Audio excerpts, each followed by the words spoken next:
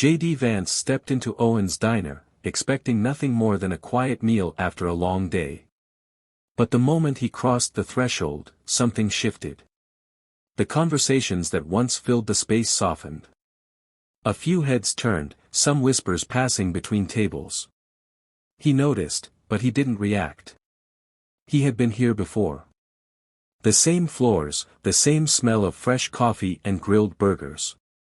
But tonight, the warmth felt off. He walked up to the hostess stand, offering a polite nod. "Table for one, please." The young hostess, a woman in her early 20s, smiled out of habit, but something flickered in her expression when she recognized him. A hesitation. Barely a second, but just enough. She glanced toward the kitchen, then back at him, fingers tightening around the menu she was holding. "One moment, sir."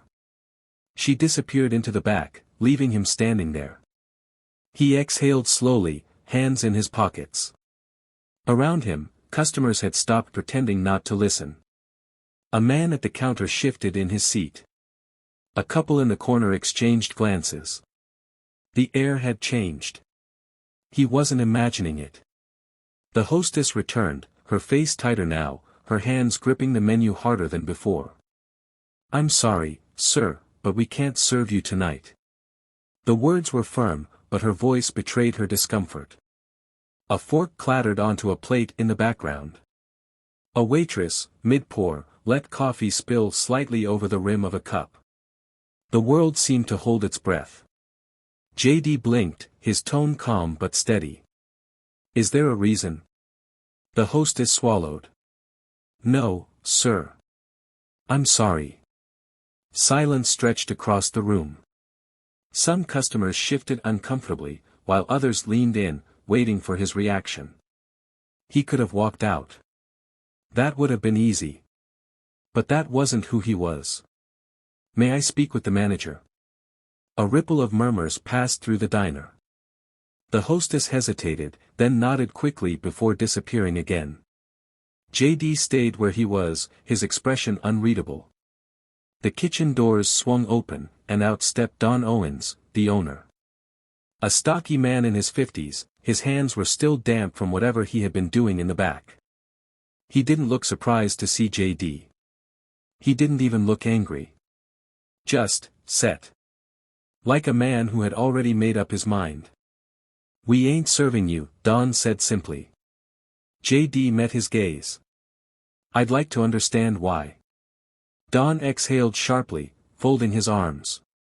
"We don't have to give a reason." The words were final. A wall between them. No explanation. No discussion. J.D. glanced around the room. The faces watching him were a mix, some curious, some embarrassed, some expectant. He could see it. Some wanted him to make a scene. Others wanted him to just leave. But he did neither. He spoke, his voice calm but carrying through the silence. "I came here tonight because I was hungry. That's it. Just like anyone else in this room." A few people looked away.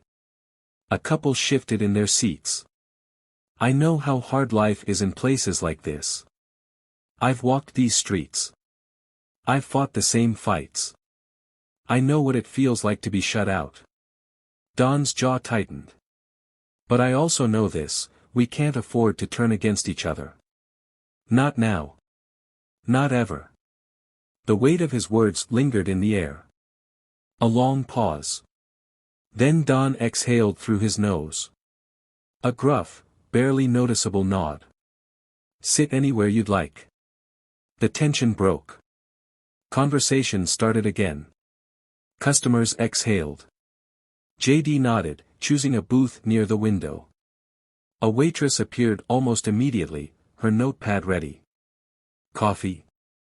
J.D. smiled slightly. "Black.